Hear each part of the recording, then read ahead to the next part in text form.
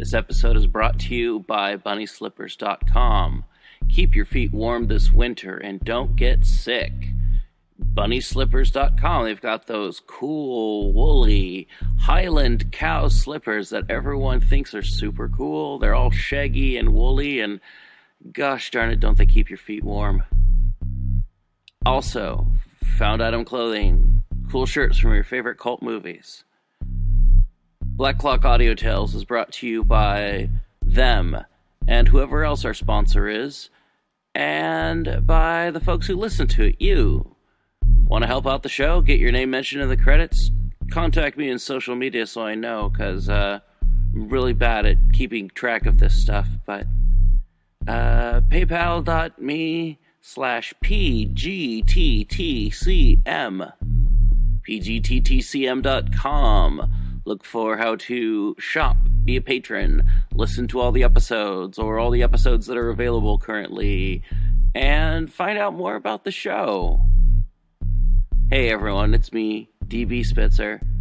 I'm super sick. I've been out of work for a couple of days because I've been so sick.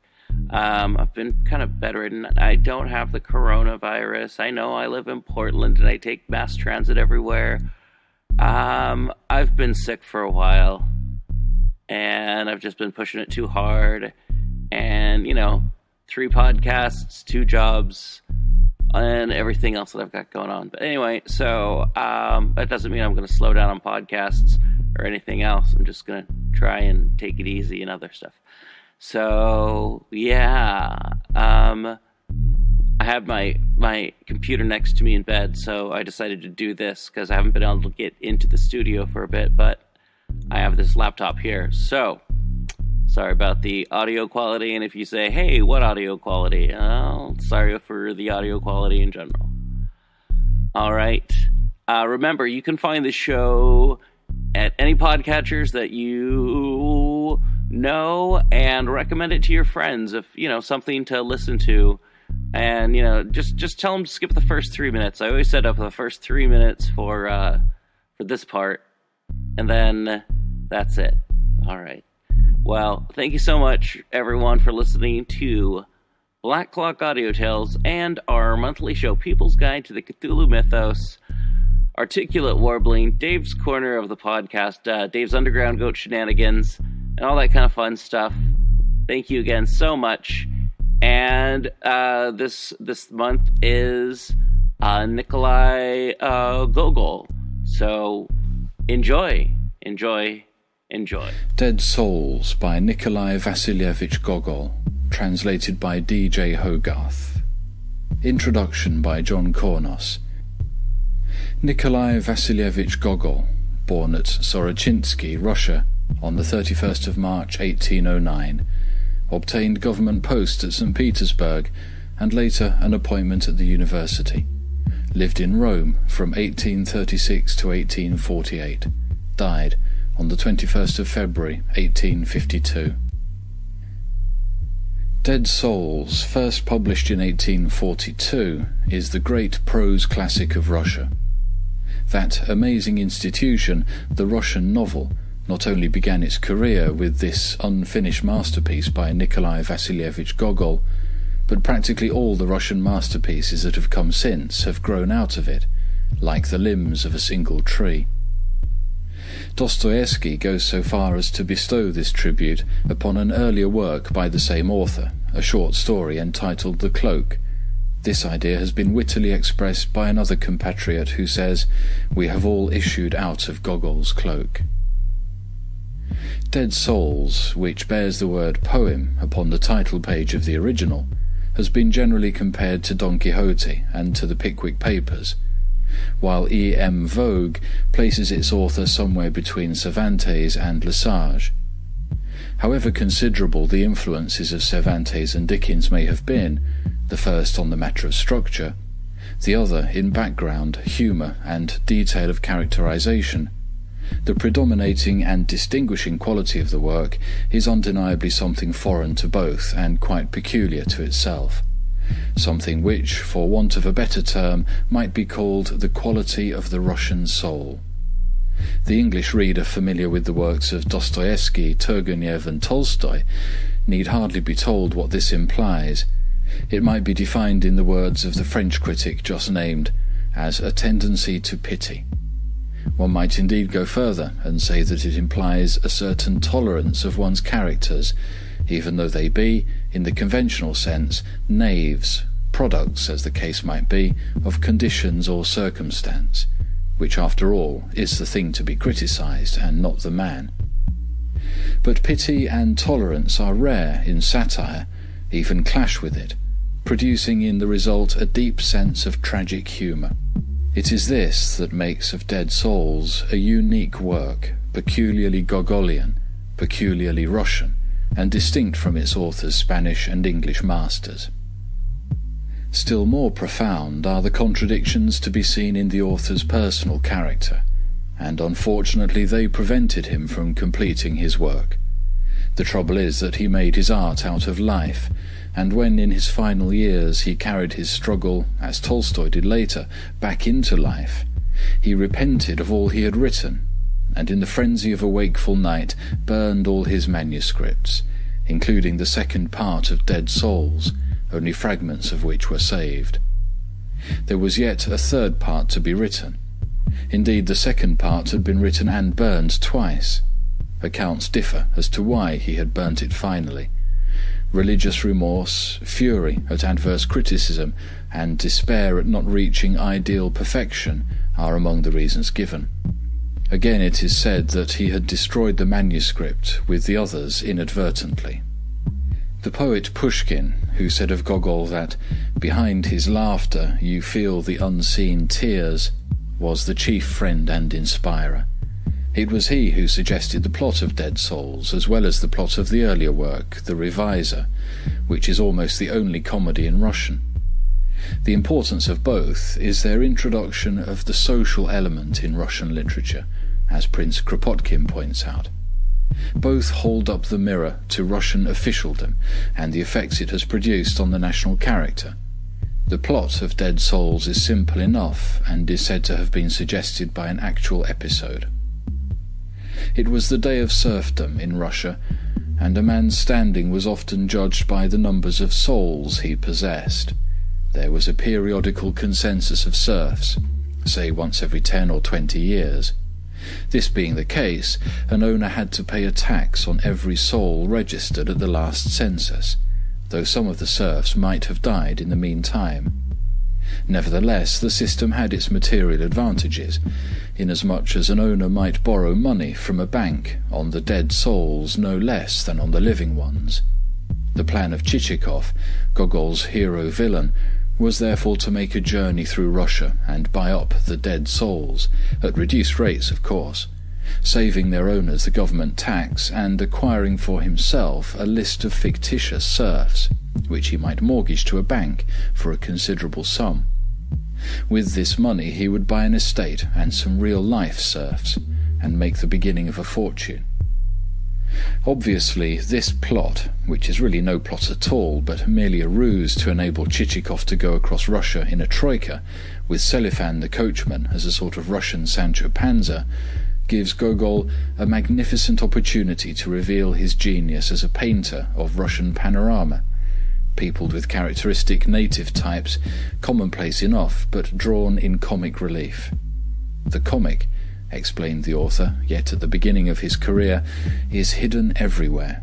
Only living in the midst of it, we are not conscious of it. But if the artist brings it into his art, on the stage, say, we shall roll about with laughter, and only wonder we did not notice it before. But the comic in Dead Souls is merely external. Let us see how Pushkin, who loved to laugh, regarded the work. As Gogol read it aloud to him from the manuscript, the poet grew more and more gloomy, and at last cried out, "God, what a sad country Russia is!"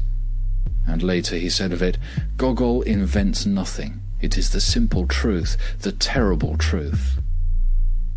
The work, on one hand, was received as nothing less than an exposure of all Russia.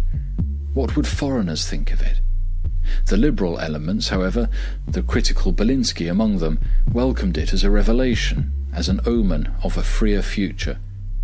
Gogol, who had meant to do a service to Russia and not to heap ridicule upon her, took the criticisms of the Slavophiles to heart, and he palliated his critics by promising to bring about in the succeeding parts of his novel the redemption of Chichikov and the other knaves and blockheads. But the Westerner, Belinsky, and others of the liberal camp were mistrustful. It was about this time, 1847, that Gogol published his Correspondence with Friends, and aroused a literary controversy that is alive to this day. Tolstoy is to be found among his apologists. Opinions as to the actual significance of Gogol's masterpiece differ. Some consider the author a realist who has drawn with meticulous detail a picture of Russia. Others, Merejkovsky among them, see in him a great symbolist. The very title, Dead Souls, is taken to describe the living of Russia as well as its dead.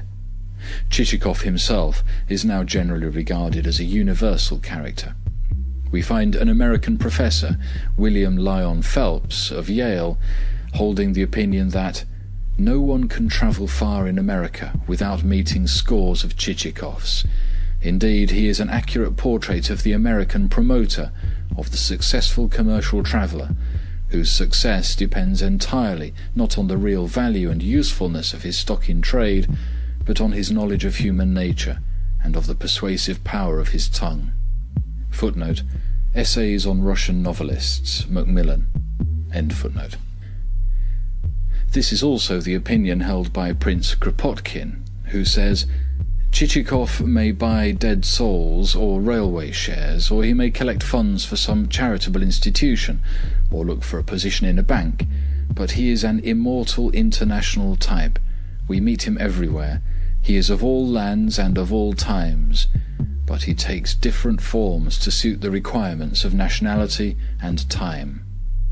Footnote: Ideals and Realities in Russian Literature, Duckworth & Co. End footnote.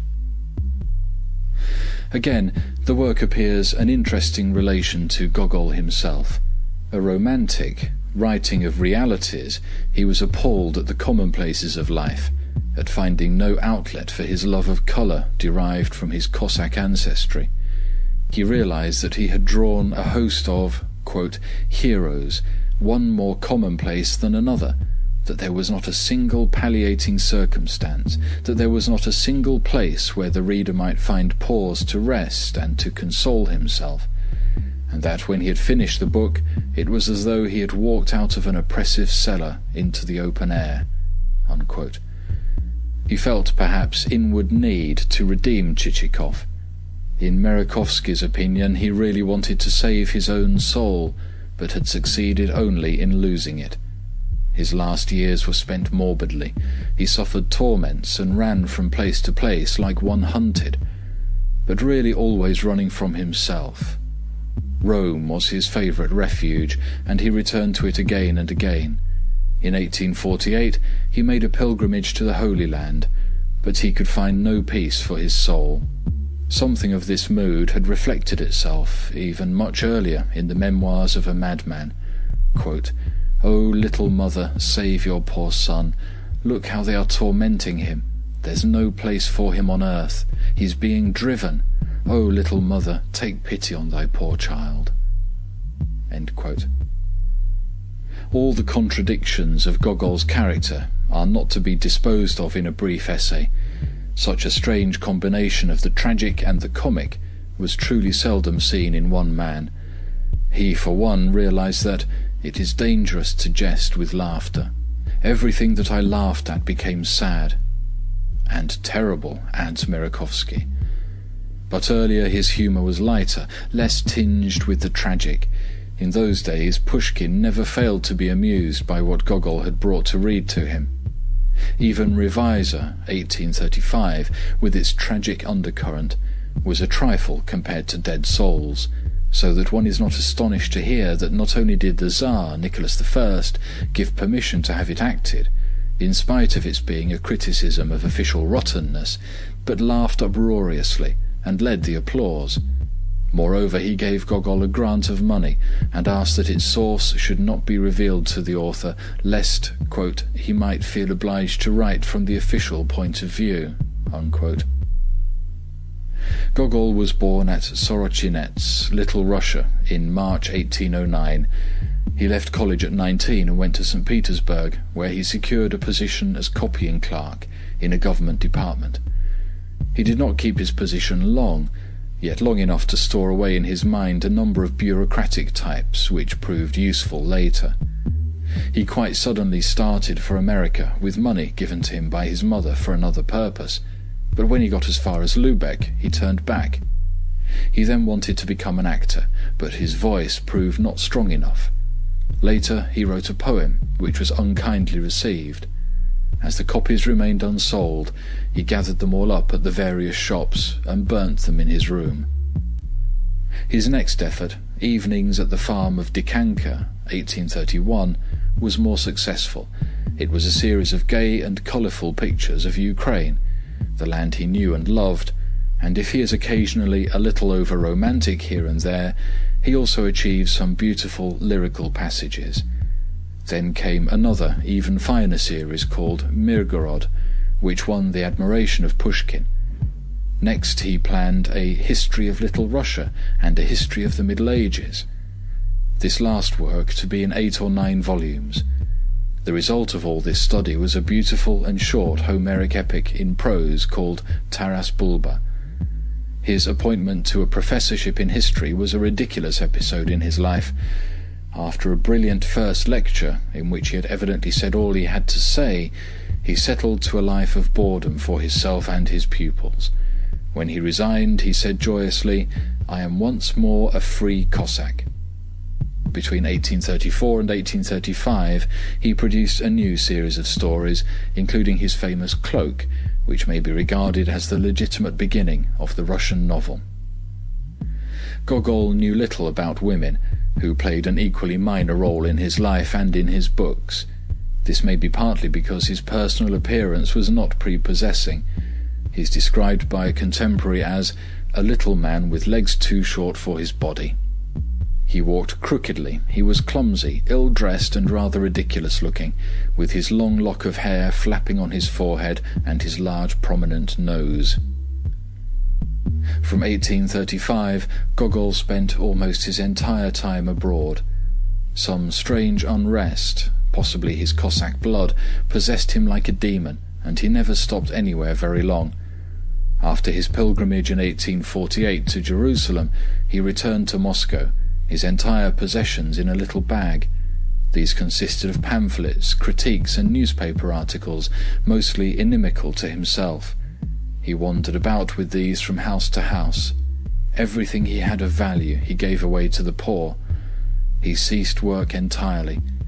According to all accounts, he spent his last days in praying and fasting. Visions came to him. His death, which came in 1852, was extremely fantastic.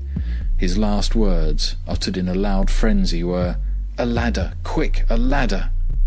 This call for a ladder, a spiritual ladder, in the words of Merejkovsky, had been made on an earlier occasion by a certain Russian saint, who used almost the same language.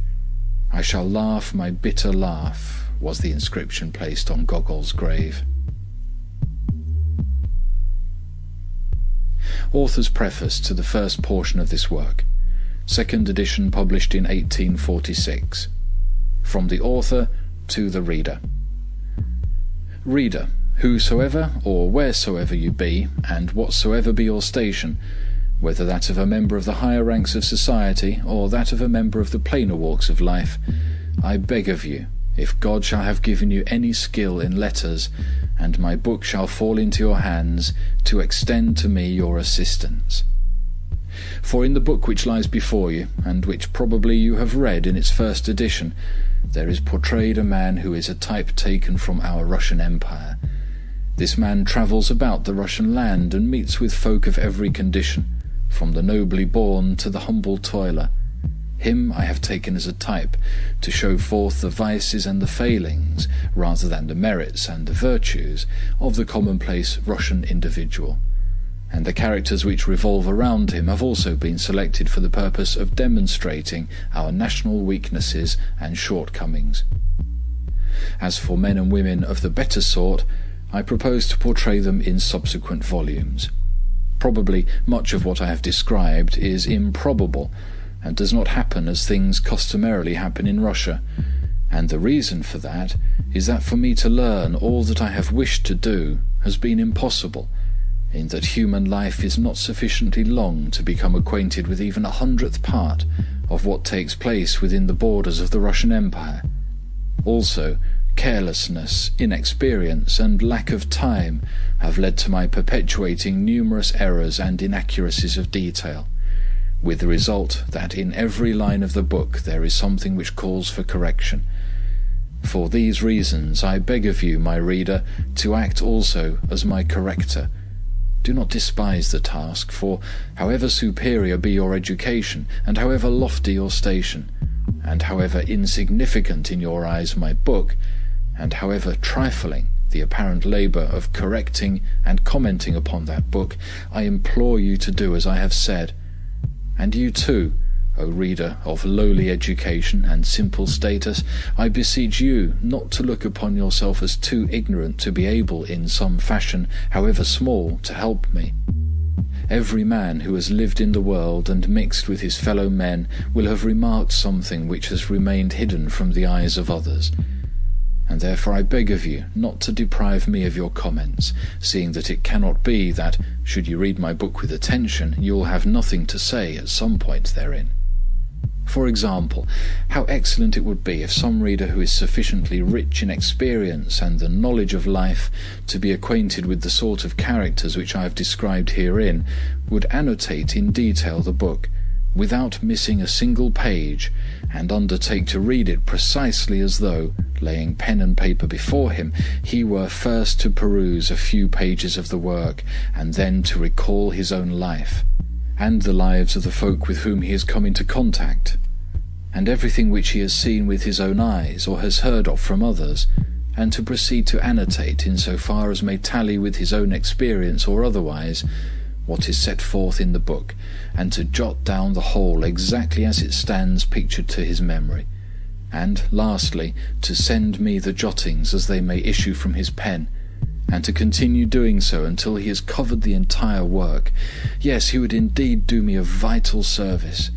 Of style or beauty of expression he would need take no account, for the value of a book lies in its truth and its actuality rather than in its wording. Nor would he need to consider my feelings if at any point he should feel minded to blame or to upbraid me, or to demonstrate the harm rather than the good which has been done through any lack of thought or verisimilitude of which I have been guilty. In short, for anything and for everything in the way of criticism, I should be thankful. Also, it would be an excellent thing if some reader in the higher walks of life, some person who stands remote, both by life and by education, from the circle of folk which I have pictured in my book, but who knows the life of the circle in which he himself revolves, would undertake to read my work in similar fashion, and methodically to recall to his mind any members of superior social classes whom he has met, and carefully to observe whether there exists any resemblance between one such class and another, and whether at times there may not be repeated in a higher sphere what is done in a lower, and likewise to note any additional fact in the same connection which may occur to him, that is to say, any fact pertaining to the higher ranks of society which would seem to confirm or to disprove his conclusions. And, lastly, to record that fact as it may have occurred within his own experience, while giving full details of persons, of individual manners, tendencies, and customs, and also of inanimate surroundings, of dress, furniture, fittings of houses, and so forth. For I need knowledge of the classes in question, which are the flower of our people. In fact, this very reason, the reason that I do not yet know Russian life in all its aspects, and in the degree to which it is necessary for me to know it in order to become a successful author, is what has until now prevented me from publishing any subsequent volumes of this story. Again, it would be an excellent thing if someone who is endowed with the faculty of imagining and vividly picturing to himself the various situations wherein a character may be placed, and of mentally following up a character's career in one field and another. By this I mean someone who possesses the power of entering into and developing the ideas of the author whose work he may be reading, would scan each character herein portrayed and tell me how each character ought to have acted at a given juncture, and what, to judge from the beginnings of each character, ought to have become of that character later, and what new circumstances might be devised in connection therewith, and what new details might advantageously be added to those already described.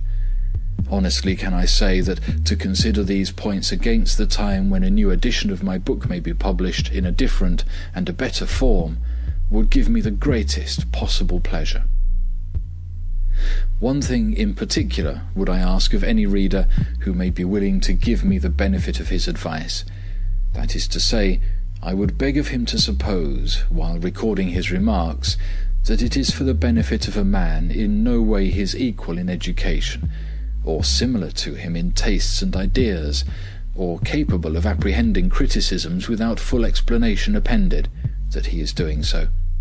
Rather would I ask such a reader to suppose that before him there stands a man of incomparably inferior enlightenment and schooling, a rude country bumpkin whose life throughout has been passed in retirement, a bumpkin to whom it is necessary to explain each circumstance in detail, while never forgetting to be as simple of speech as though he were a child, and at every step there were a danger of employing terms beyond his understanding. Should these precautions be kept constantly in view by any reader undertaking to annotate my book, that reader's remarks will exceed in weight and interest even his own expectations, and will bring me very real advantage. Thus, provided that my earnest request be heeded by my readers, and that among them there may be found a few kind spirits to do as I desire, the following is the manner in which I would request them to transmit their notes for my consideration. Inscribing the package with my name, let them then enclose that package in a second one addressed either to the rector of the University of St. Petersburg or to Professor Shevirev of the University of Moscow, according as the one or the other of those two cities may be the nearer to the sender. Lastly, while thanking all journalists and litterateurs for their previously published criticisms of my book, criticisms which, in spite of a spice of that intemperance and prejudice which is common to all humanity, have proved of the greatest use both to my head and to my heart, I beg of such writers again to favour me with their reviews, for in all sincerity I can assure them that whatsoever they may be pleased to say for my improvement and my instruction will be received by me with naught but gratitude. End of author's preface. Dead Souls by Nikolai Vasilievich Gogol. Translated by D.J. Hogarth. Part 1, Chapter 1. To the door of an inn in the provincial town of N there drew up a smart britchka, a light spring carriage of the sort affected by bachelors, retired lieutenant colonels, staff captains, landowners possessed of about 100 souls, and, in short, all persons who rank as gentlemen of the intermediate category.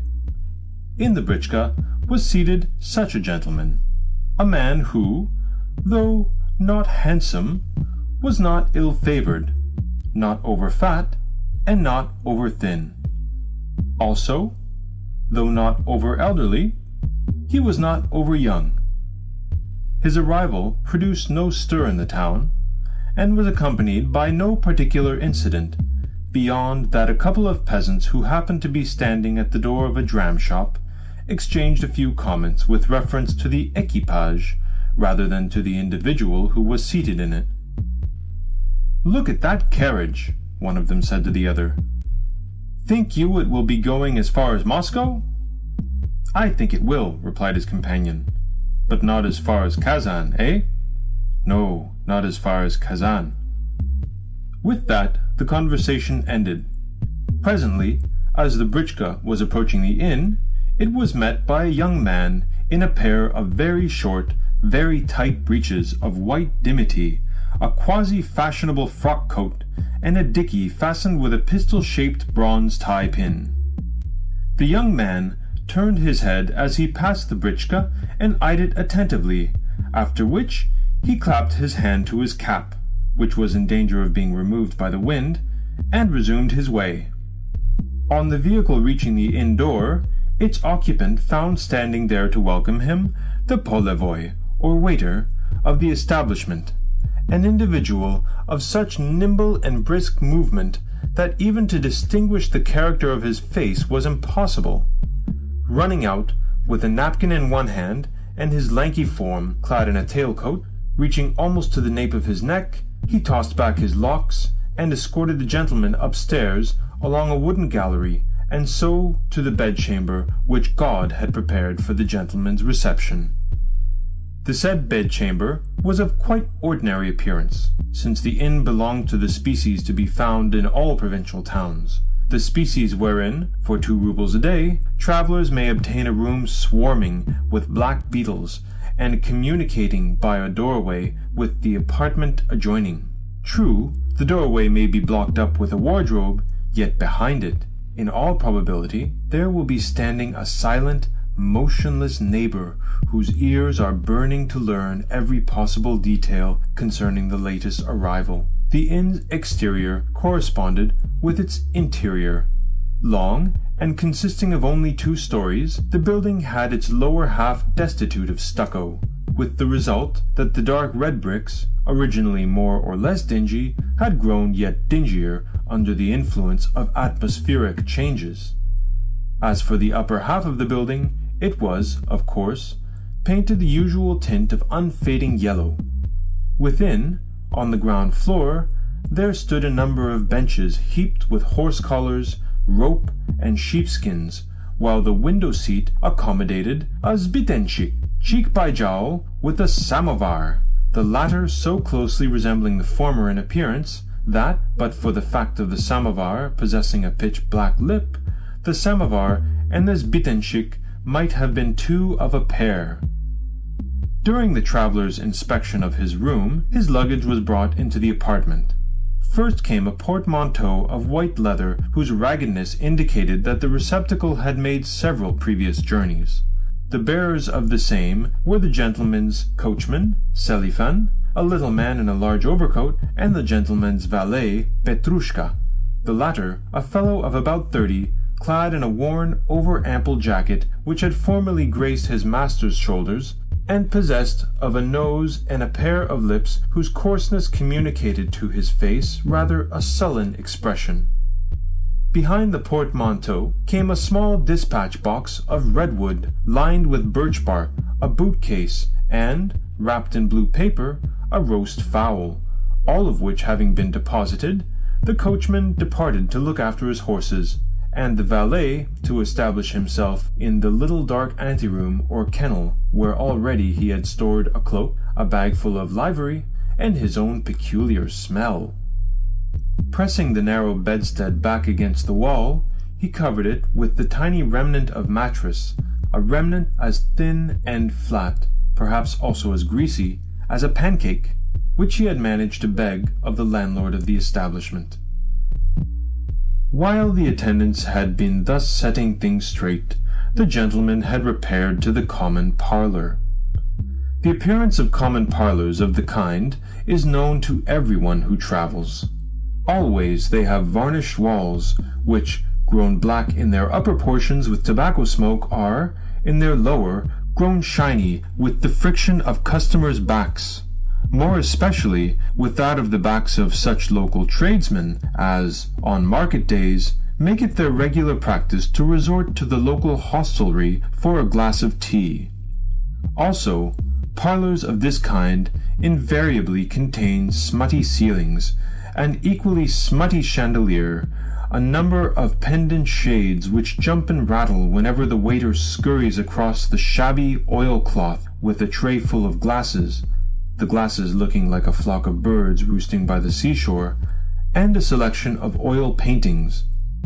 In short, there are certain objects which one sees in every inn.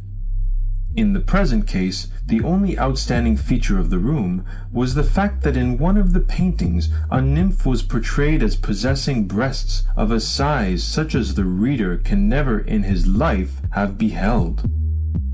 A similar caricaturing of nature is to be noted in the historical pictures of unknown origin, period, and creation, which reach us sometimes through the instrumentality of Russian magnates who profess to be connoisseurs of art from Italy, owing to the said magnates having made such purchases solely on the advice of the couriers who have escorted them. To resume, however, our traveller removed his cap and divested his neck of a party-colored woolen scarf of the kind which a wife makes for her husband with her own hands, while accompanying the gift with interminable injunctions as to how best such a garment ought to be folded. True, bachelors also wear similar gauds, but in their case, God alone knows who may have manufactured the articles. For my part, I cannot endure them. Having unfolded the scarf, the gentleman ordered dinner, and whilst the various dishes were being got ready, cabbage soup, a pie several weeks old, a dish of marrow and peas, a dish of sausages and cabbage, a roast fowl, some salted cucumber, and the sweet tart which stands perpetually ready for use in such establishments. Whilst, I say, these things were either being warmed up or brought in cold, the gentleman induced the waiter to retail certain fragments of tittle-tattle concerning the late landlord of the hostelry, the amount of income which the hostelry produced, and the character of its present proprietor. To the last mentioned inquiry, the waiter returned the answer invariably given in such cases, namely, "My master is a terribly hard man, sir." Curious that in enlightened Russia so many people cannot even take a meal at an inn without chattering to the attendant and making free with him. Nevertheless, not all the questions which the gentleman asked were aimless ones, for he inquired who was the governor of the town, who president of the local council, and who public prosecutor. In short, he omitted no single official of note, while asking also, though with an air of detachment, the most exact particulars concerning the landowners of the neighbourhood. Which of them, he inquired, possessed serfs, and how many of them? How far from the town did those landowners reside? What was the character of each landowner, and was he in the habit of paying frequent visits to the town? The gentleman also made searching inquiries concerning the hygienic condition of the countryside. Was there, he asked, much sickness about, whether sporadic fever, fatal forms of ague, smallpox, or what not? Yet, though his solicitude concerning these matters showed more than ordinary curiosity, his bearing retained its gravity unimpaired, and from time to time he blew his nose with portentous fervour. Indeed, the manner in which he accomplished this latter feat was marvellous in the extreme, for, though that member emitted sounds equal to those of a trumpet in intensity, he could yet, with his accompanying air of guileless dignity, evoke the waiter's undivided respect, so much so that whenever the sounds of the nose reached that menial's ears, he would shake back his locks, straighten himself into a posture of marked solicitude, and inquire afresh, with a head slightly inclined, whether the gentleman happened to require anything further. After dinner, the guest consumed a cup of coffee, and then, seating himself upon the sofa, with, behind him, one of those wool-covered cushions which, in Russian taverns, resemble nothing so much as a cobblestone or a brick, fell to snoring, whereafter, returning with a start to consciousness, he ordered himself to be conducted to his room, flung himself at full length upon the bed, and once more slept soundly for a couple of hours. Aroused eventually by the waiter, He, at the latter's request, inscribed a fragment of paper with his name, his surname, and his rank, for communication in accordance with the law to the police. And on that paper the waiter, leaning forward from the corridor, read, syllable by syllable, Paul Ivanovich Chichikov, collegiate counselor, landowner, traveling on private affairs. The waiter had just time to accomplish this feat before Paul Ivanovich Chichikov set forth to inspect the town. Apparently, the place succeeded in satisfying him, and, to tell the truth, it was at least up to the usual standard of our provincial capitals. Where the staring yellow of stone edifices did not greet his eye, he found himself confronted with the more modest grey of wooden ones, which, consisting for the most part of 1 or 2 stories, added to the range of attics which provincial architects love so well, looked almost lost amid the expanses of street and intervening medleys of broken or half-finished partition walls. At other points, evidence of more life and movement was to be seen, and here the houses stood crowded together and displayed dilapidated, rain-blurred signboards, whereon boots of cakes or pairs of blue breeches inscribed Arshavsky, tailor, and so forth were depicted. Over a shop containing hats and caps was written Vasily Fedorov, foreigner, while at another spot a signboard portrayed a billiard table and 2 players, the latter clad in frock coats of the kind usually affected by actors whose part it is to enter the stage during the closing act of a piece. Even though, with arms sharply crooked and legs slightly bent, the said billiard players were taking the most careful aim, but succeeding only in making abortive strokes in the air. Each emporium of the sort had written over it, "This is the best establishment of its kind in the town." Also, al fresco in the streets, there stood tables heaped with nuts, soap, and gingerbread, the latter but little distinguishable from the soap, and at an eating-house there was displayed the sign of a plump fish transfixed with a gaff. But the sign most frequently to be discerned was the insignia of the state, the double-headed eagle, now replaced in this connection with the laconic inscription, Dram Shop. As for the paving of the town, it was uniformly bad. The gentleman peered into the municipal gardens, which contained only a few sorry trees that were poorly selected, requiring to be propped with oil-painted triangular green supports, and able to boast of a height no greater than that of an ordinary walking stick. Yet recently the local paper had said, apropos of a gala, that, thanks to the efforts of our civil governor, the town has become enriched with a plaisance full of umbrageous, spaciously branching trees. Even on the most sultry day they afford agreeable shade, and indeed gratifying was it to see the hearts of our citizens panting with an impulse of gratitude as their eyes shed tears in recognition of all that their governor has done for them. Next, after inquiring of a gendarme as to the best ways and means of finding the local council, the local law courts, and the local governor, should he, Chichikov, have need of them, the gentleman went on to inspect the river which ran through the town. En route, he tore off a notice affixed to a post, in order that he might the more conveniently read it after his return to the inn.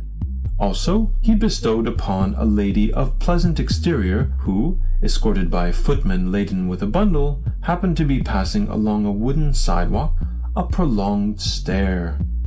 Lastly, he threw around him a comprehensive glance, as though to fix in his mind the general topography of the place, and betook himself home. There, gently aided by the waiter, he ascended the stairs to his bedroom, drank a glass of tea, and seating himself at the table, called for a candle, which having been brought him, he produced from his pocket the notice, held it close to the flame, and conned its tenor, slightly contracting his right eye as he did so.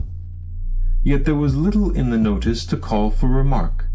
All that it said was that shortly one of Kotzebue's plays would be given, and that one of the parts in the play was to be taken by a certain Monsieur Poplevin, and another by a certain Mademoiselle Ziablova, while the remaining parts were to be filled by a number of less important personages. Nevertheless, the gentleman perused the notice with careful attention, and even jotted down the prices to be asked for seats at the performance. Also, he remarked that the bill had been printed in the press of the provincial government. Next, he turned over the paper in order to see if anything further was to be read on the reverse side, but finding nothing there, he refolded the document, placed it in the box which served him as a receptacle for odds and ends, and brought the day to a close with a portion of cold veal, a bottle of pickles, and a sound sleep. The following day he devoted to playing calls upon the various municipal officials, a first and a very respectful visit being paid to the governor.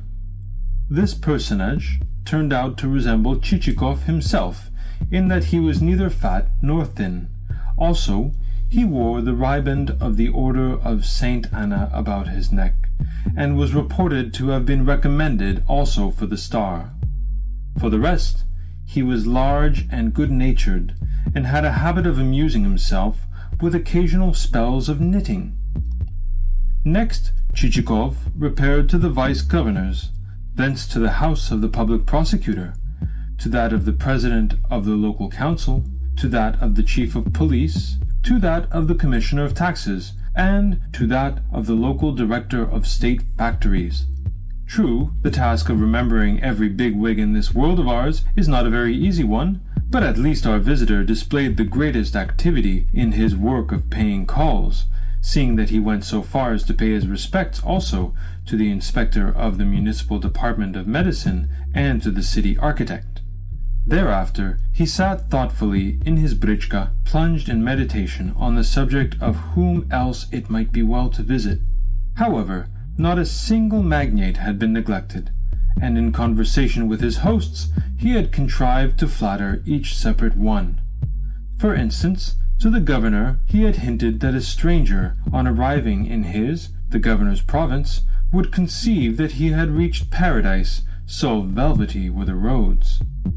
Governors who appoint capable subordinates, had said Chichikov, are deserving of the most ample meed of praise.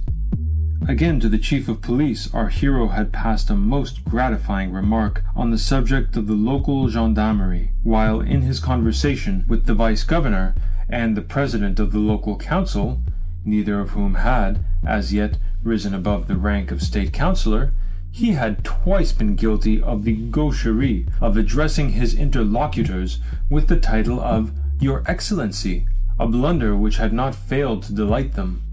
In the result, the governor had invited him to a reception the same evening, and certain other officials had followed suit by inviting him, one of them to dinner, a second to a tea party, and so forth and so forth.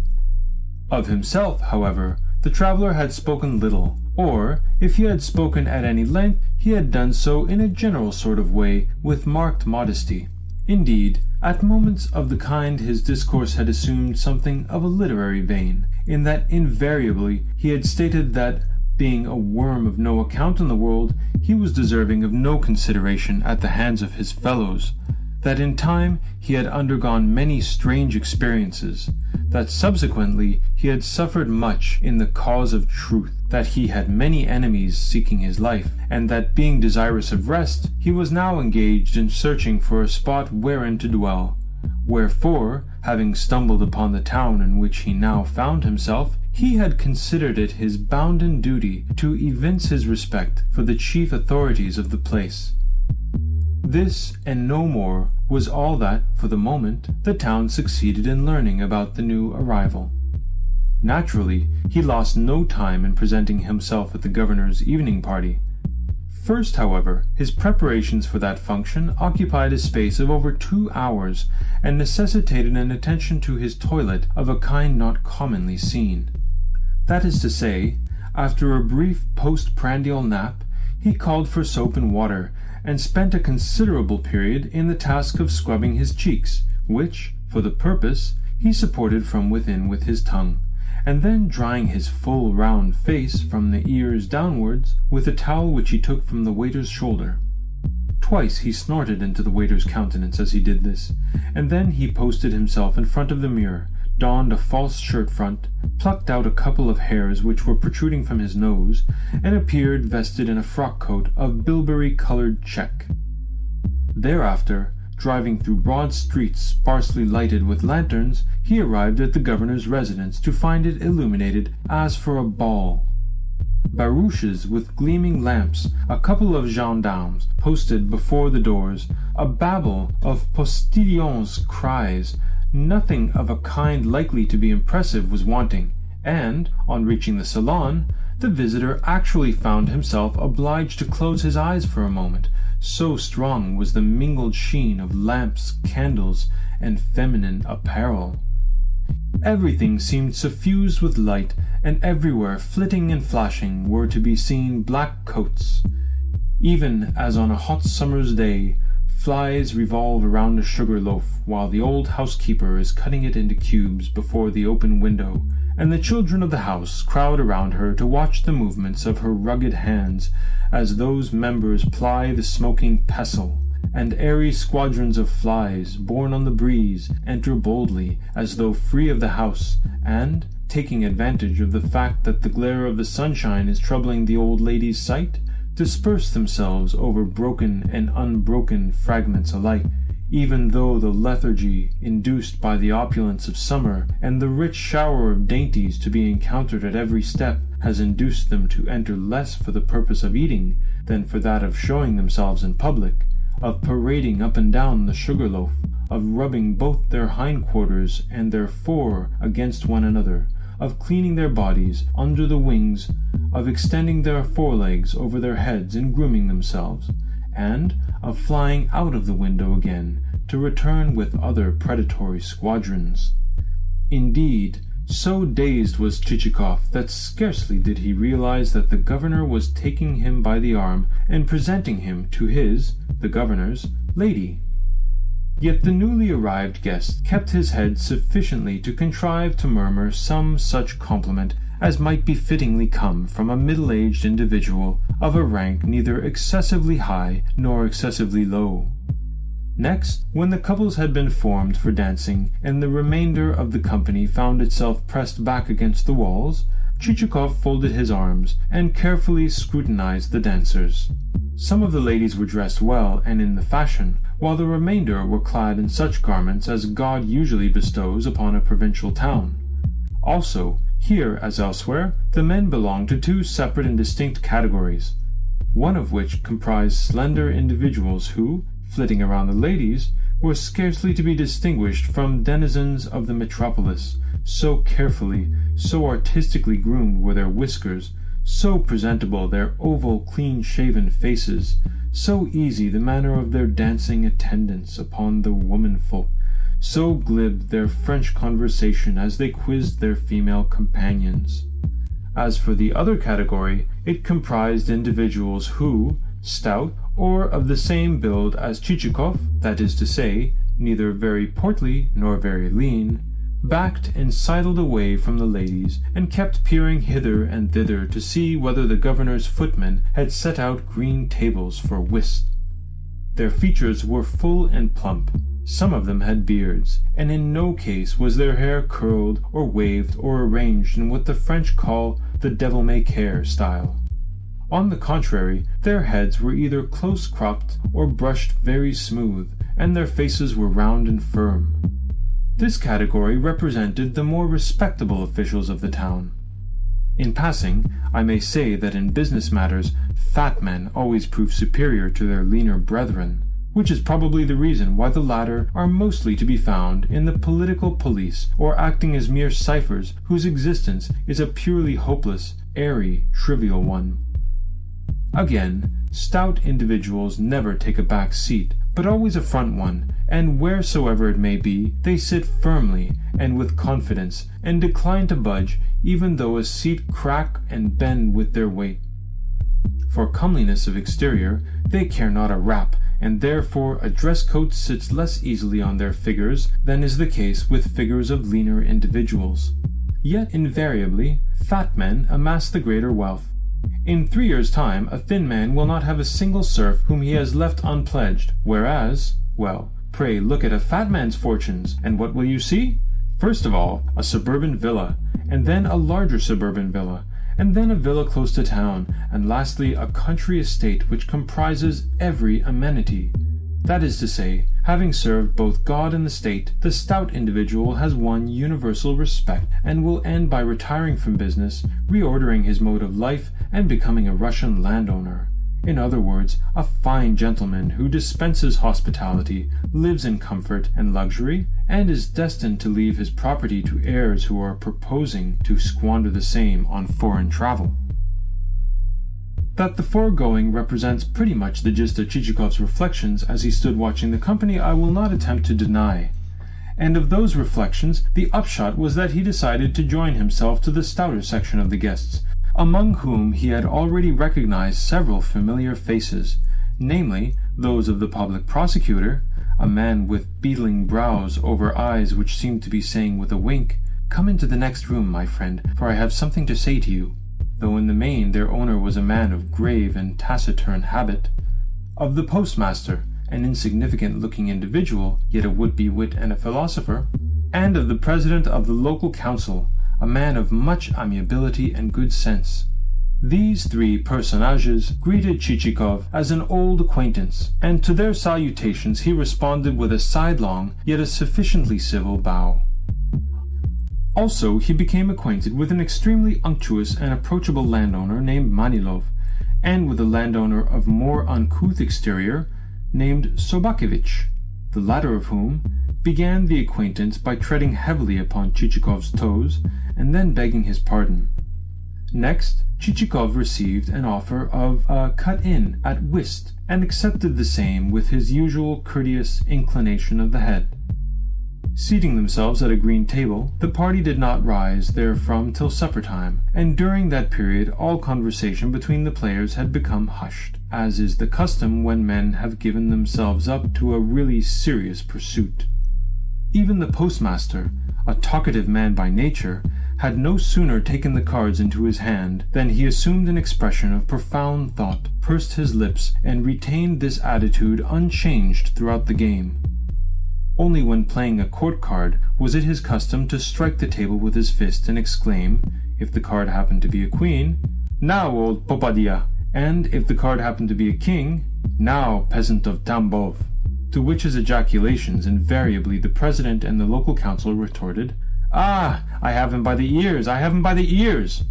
And from the neighborhood of the table other strong ejaculations relative to the play would arise, interposed with one or another of those nicknames which participants in a game are apt to apply to members of the various suits. I need hardly add that, the game over, the players fell to quarrelling, and that in the dispute our friend joined, though so artfully as to let everyone see that, in spite of the fact that he was wrangling, he was doing so only in the most amicable fashion possible. Never did he say outright, "You played the wrong card at such and such a point." No, he always employed some such phrase as, "You permitted yourself to make a slip, and thus afforded me the honor of covering your deuce." Indeed, the better to keep in accord with his antagonists, he kept offering them his silver enamelled snuff-box, at the bottom of which lay a couple of violets placed there for the sake of their scent. In particular did the newcomer pay attention to landowners Manilov and Sobakevich, so much so that his haste to arrive on good terms with them led to his leaving the president and the postmaster rather in the shade. At the same time, certain questions which he put to those 2 landowners evinced not only curiosity, but also a certain amount of sound intelligence, for he began by asking them how many peasant souls each of them possessed, and how their affairs happened at present to be situated, and then proceeded to enlighten himself also as their standing and their families. Indeed, it was not long before he had succeeded in fairly enchanting his new friends. In particular did Manilov, a man still in his prime, and possessed of a pair of eyes which, sweet as sugar, blinked whenever he laughed, find himself unable to make enough of his enchanter. Clasping Chichikov long and fervently by the hand, he besought him to do him, Manilov, the honor of visiting his country house, which he declared to lie at a distance of not more than 15 versts from the boundaries of town. And in return, Chichikov averred, with an exceedingly affable bow and a most sincere handshake, that he was prepared not only to fulfill his friend's behest, but also to look upon the fulfilling of it as a sacred duty. In the same way, Sobakovitch said to him laconically, "And do you pay me a visit?" and then proceeded to shuffle a pair of boots of such dimensions that to find a pair to correspond with them would have been indeed difficult, more especially at the present day, when the race of epic heroes is beginning to die out in Russia. Next day, Chichikov dined and spent the evening at the house of the chief of police, a residence where, 3 hours after dinner, everyone sat down to whist, and remained so seated until 2 o'clock in the morning. On this occasion, Chichikov made the acquaintance of, among others, a landowner named Nozdrev, a dissipated little fellow of 30 who had no sooner exchanged 3 or 4 words with his new acquaintance than he began to address him in the second person singular. Yet although he did the same to the chief of police and the public prosecutor, the company had no sooner seated themselves at the card table than both the one and the other of these functionaries started to keep a careful eye upon Nozdrev's tricks, and to watch practically every card which he played. The following evening Chichikov spent with the president of the local council, who received his guests, even though the latter included 2 ladies, in a greasy dressing gown. Upon that followed an evening at the vice-governor's, a large dinner party at the house of the commissioner of taxes, a smaller dinner party at the house of the public prosecutor, a very wealthy man, and a subsequent reception given by the mayor. In short, not an hour of the day did Chichikov find himself forced to spend at home, and his return to the inn became necessary only for the purposes of sleeping. Somehow or other, he had landed on his feet, and everywhere he figured as an experienced man of the world. No matter what the conversation chanced to be about, he always contrived to maintain his part in the same. Did the discourse turn upon horse breeding? Upon horse breeding he happened to be particularly well qualified to speak. Did the company fall to discussing well-bred dogs? At once he had remarks of the most pertinent kind possible to offer. Did the company touch upon a prosecution which had recently been carried out by the excise department? Instantly he showed that he too was not wholly unacquainted with legal affairs. Did an opinion chance to be expressed concerning billiards? On that subject too he was at least able to avoid committing a blunder. Did a reference occur to virtue, concerning virtue? He hastened to deliver himself in a way which brought tears to every eye. Did the subject in hand happen to be the distilling of brandy? Well, that was a matter concerning which he had the soundest of knowledge. Did anyone happen to mention customs officials and inspectors? From that moment he expatiated as though he too had been both a minor functionary and a major. Yet a remarkable fact was the circumstance that he always contrived to temper his omniscience with a certain readiness to give way, a certain ability so to keep a rein upon himself that never did his utterances become too loud or too soft, or transcend what was perfectly befitting. In a word, he was always a gentleman of excellent manners, and every official in the place felt pleased when he saw him enter the door. Thus the governor gave it as his opinion that Chichikov was a man of excellent intentions. The public prosecutor said that he was a good man of business. The chief of gendarmerie that he was a man of education. The president of the local council that he was a man of breeding and refinement, and the wife of the chief of gendarmerie that his politeness of behaviour was equalled only by his affability of bearing. Nay, even Sobakovitch, who as a rule never spoke well of any one, said to his lanky wife when, on returning late from the town, he undressed and betook himself to bed by her side, "My dear, this evening, after dinner with the chief of police, I went on to the governor's, and met there, among others, a certain Paul Ivanovitch Chichikov, who is a collegiate councillor, and a very pleasant fellow." To this his spouse replied, and then dealt him a hearty kick in the ribs. Such were the flattering opinions earned by the newcomer to the town, and these opinions he retained until the time when a certain specialty of his, a certain scheme of his, the reader will learn presently what it was, plunged the majority of the townsfolk into a sea of perplexity.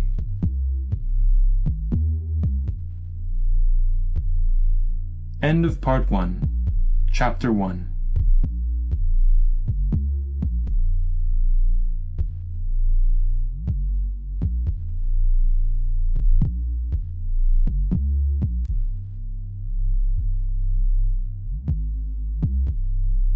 Dead Souls by Nikolai Vasilievich Gogol.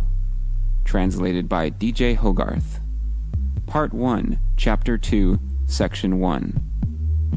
For more than 2 weeks the visitor lived amid a round of evening parties and dinners, wherefore he spent, as the saying goes, a very pleasant time. Finally he decided to extend his visits beyond the urban boundaries by going and calling upon landowners Manilov and Sobakovich, seeing that he had promised on his honor to do so. Yet what really incited him to this may have been a more essential cause, a matter of greater gravity, a purpose which stood nearer to his heart than the motive which I have just given. And of that purpose the reader will learn if only he will have the patience to read this prefatory narrative, which, lengthy though it may be, may yet develop and expand in proportion as we approach the denouement with which the present work is destined to be crowned. One evening, therefore, Selifan the coachman received orders to have the horses harnessed in good time next morning, while Petrushka received orders to remain behind, for the purpose of looking after the portmanteau and the room. In passing, the reader may care to become more fully acquainted with the 2 serving men of whom I have spoken. Naturally, they were not persons of much note, but merely what folk call characters of secondary or even tertiary importance.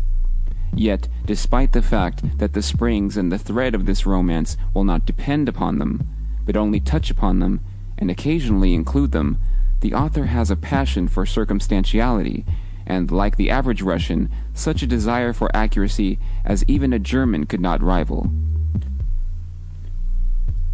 To what the reader already knows concerning the personages in hand, it is therefore necessary to add that Petrushka actually wore a cast-off brown jacket of a size too large for him,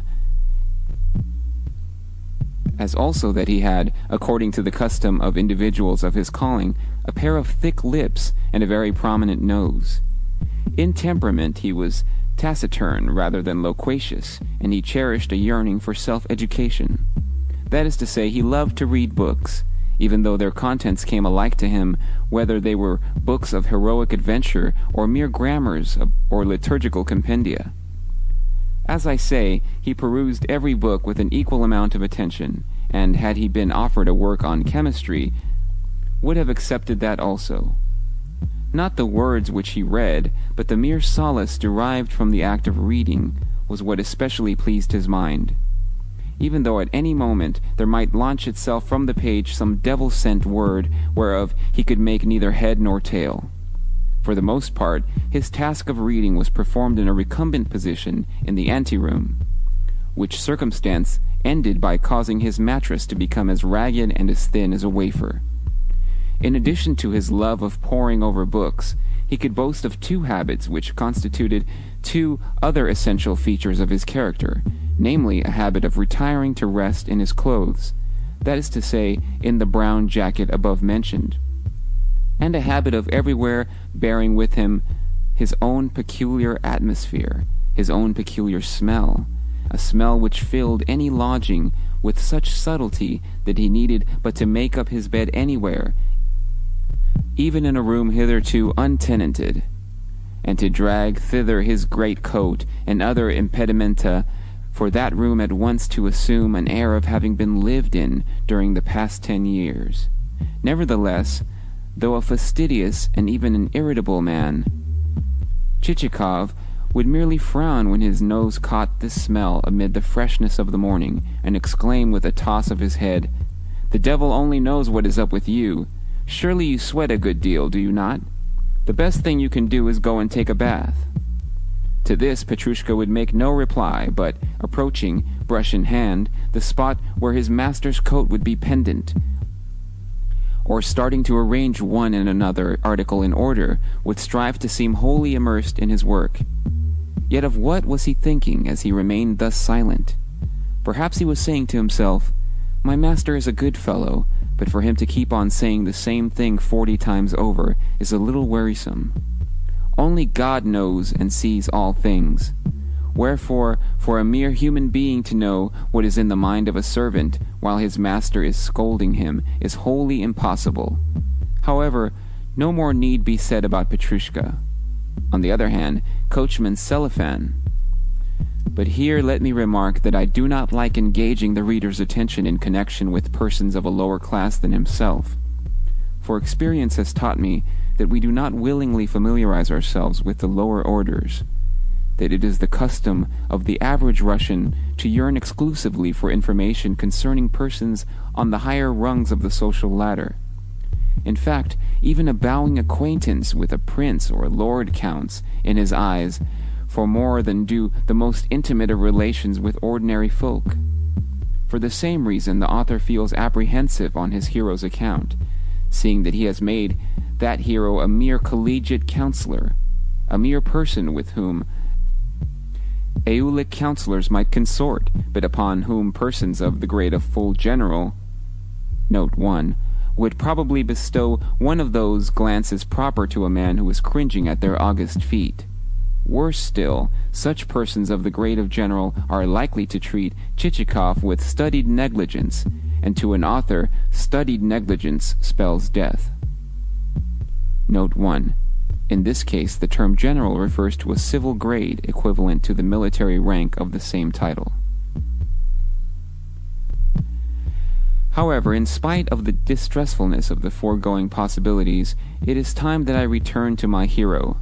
After issuing overnight the necessary orders, he awoke early, washed himself, rubbed himself from head to foot with a wet sponge, a performance executed only on Sundays, and the day in question happened to be a Sunday, shaved his face with such care that his cheeks issued of absolutely satin-like smoothness and polish, donned his first bilberry-colored, spotted frock-coat, and then his bearskin overcoat, descended the staircase, attended throughout by the waiter, and entered his britchka. With a loud rattle the vehicle left the inn-yard and issued into the street. A passing priest doffed his cap, and a few urchins in grimy shirts shouted, "Gentlemen, please give a poor orphan a trifle." Presently the driver noticed that a sturdy young rascal was on the point of climbing onto the splashboard, wherefore he cracked his whip and the britchka leapt forward with increased speed over the cobblestones.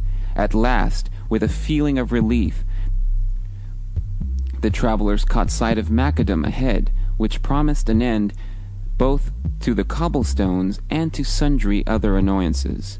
And, sure enough, after his head had been bumped a few more times against the boot of the conveyance, Chichikov found himself bowling over softer ground. On the town, receding into the distance, the sides of the road began to be varied with the usual hillocks, fir trees, clumps of young pine, trees with old, scarred trunks, bushes of wild juniper, and so forth. Presently there came into view also strings of country villas, which, with their carved supports and grey roofs, the latter looking like pendant embroidered tablecloths, resembled rather bundles of old faggots. Likewise the customary peasants, dressed in sheepskin jackets, could be seen yawning on benches before their huts, while their womenfolk, fat of feature and swathed of bosom, gazed out of upper windows, and the windows below displayed here a peering calf, and there the unsightly jaws of a pig. In short, the view was one of the familiar type. After passing the 15th verst stone, Chichikov suddenly recollected that, according to Manilov, 15 versts was the exact distance between his country house and the town, but the 16th verst stone flew by, and the said country house was still nowhere to be seen. In fact, but for the circumstance that the travelers happened to encounter a couple of peasants, they would have come on their errand in Maine. To a query as to whether the country house known as Zamanilovka was anywhere in the neighborhood, the peasants replied by doffing their caps, after which one of them, who seemed to boast of a little more intelligence than his companion, and who wore a wedge-shaped beard, made answer, Perhaps you mean Manilovka, not za Manilovka? Yes, Manilovka. Manilovka, eh? Well, you must continue for another verst, and then you will see it straight before you on the right. On the right? re-echoed the coachman. Yes, on the right, affirmed the peasant. You are on the proper road for Manilovka, but za Manilovka, well, there is no such place. The house you mean is called Manilovka, because Manilovka is its name, but no house at all is called za Manilovka. The house you mean stands there, on that hill, and is a stone house in which a gentleman lives, and its name is Manilovka. But za Manilovka does not stand hereabouts, nor ever has stood. So the travelers proceeded in search of Manilovka, and, after driving an additional 2 versts, arrived at a spot whence there branched off a by-road. Yet 2, 3, or 4 versts of the by-road had been covered before they saw the least sign of a 2-storied stone mansion.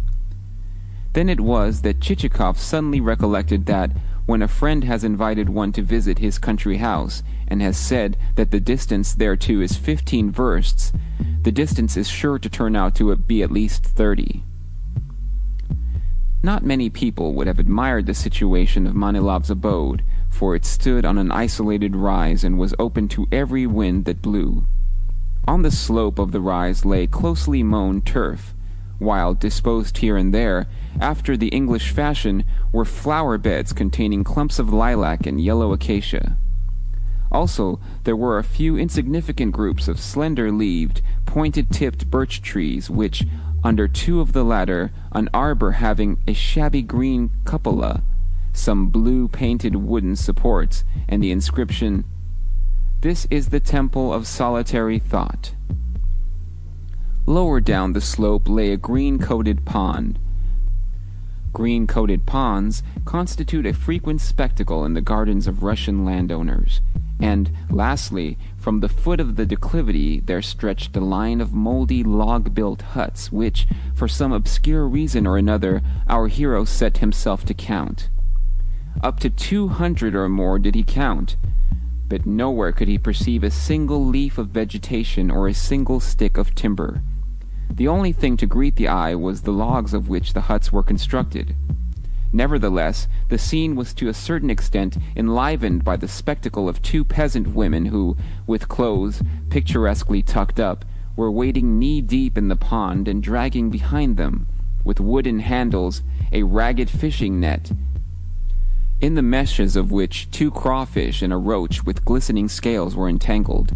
The women appeared to have cause of dispute between themselves, to be rating one another about something. In the background, and to one side of the house, showed a faint, dusky blur of pine wood, and even the weather was in keeping with the surroundings, since the day was neither clear nor dull, but of the gray tint which may be noted in uniforms of garrison soldiers which have seen long service. To complete the picture, a cock, the recognized harbinger of atmospheric mutations, was present, and, in spite of the fact that a certain connection with affairs of gallantry had led to his having had his head pecked bare by other cocks, he flapped a pair of wings, appendages as bare as 2 pieces of bast, and crowed loudly. As Chichikov approached the courtyard of the mansion, he caught sight of his host, clad in a green frock-coat, standing on the veranda and pressing one hand to his eyes to shield them from the sun and to get a better view of the approaching carriage. In proportion as the britchka drew nearer and nearer to the veranda, the host's eyes assumed a more and more delighted expression, and his smile a broader and broader sweep. "Paul Ivanovitch!" he exclaimed, when at length Chichikov leapt from the vehicle. "Never should I have believed that you would have remembered us." The 2 friends exchanged hearty embraces, and Manilov then conducted his guest to the drawing-room. During the brief time that they are traversing the hall, the ante-room, and the dining-room, let me try to say something concerning the master of the house.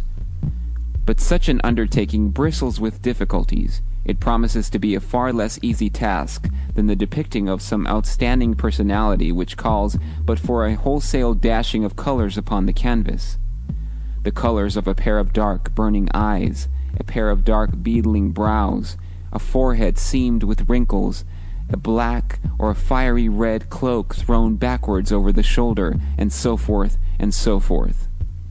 Yet so numerous are Russian serf owners that, though careful scrutiny reveals to one's sight a quantity of outre peculiarities, they are as a class exceedingly difficult to portray, and one needs to strain one's faculties to the utmost before it becomes possible to pick out their variously subtle, their almost invisible features. In short, one needs before doing this to carry out a prolonged probing with the aid of an insight sharpened in the acute school of research. Only God can say what Manilov's real character was. A class of men exists whom the proverb has described as men unto themselves, neither this nor that, neither Bogdan of the city nor Selifan of the village. And to that class we had better assign also Manilov. Outwardly he was presentable enough, for his features were not wanting in amiability, but that amiability was a quality into which there entered too much of the sugary element, so that his every gesture, his every attitude seemed to connote an excess of eagerness to curry favor and cultivate a closer acquaintance. On first speaking to the man, his ingratiating smile, his flaxen hair, and his blue eyes would lead one to say, "What a pleasant, good-tempered fellow he seems!"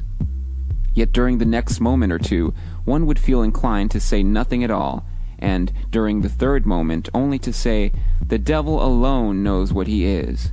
And should, thereafter, one not hasten to depart, one would inevitably become overpowered with the deadly sense of ennui, which comes of the intuition that nothing in the least interesting is to be looked for, but only a series of wearisome utterances of the kind which are apt to fall from the lips of a man whose hobby has once been touched upon.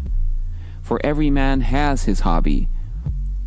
One man's may be sporting dogs, another man's may be that of believing himself to be a lover of music, and able to sound the art to its inmost depths. Another's may be that of posing as a connoisseur of recherche cookery. Another's may be that of aspiring to play roles of a kind higher than nature has assigned him. Another's, though this is a more limited ambition, may be that of getting drunk, and of dreaming that he is edifying both his friends, his acquaintances, and people with whom he has no connection at all, by walking arm in arm with an imperial aide-de-camp. Another's may be that of possessing a hand able to chip corners off aces and deuces of diamonds.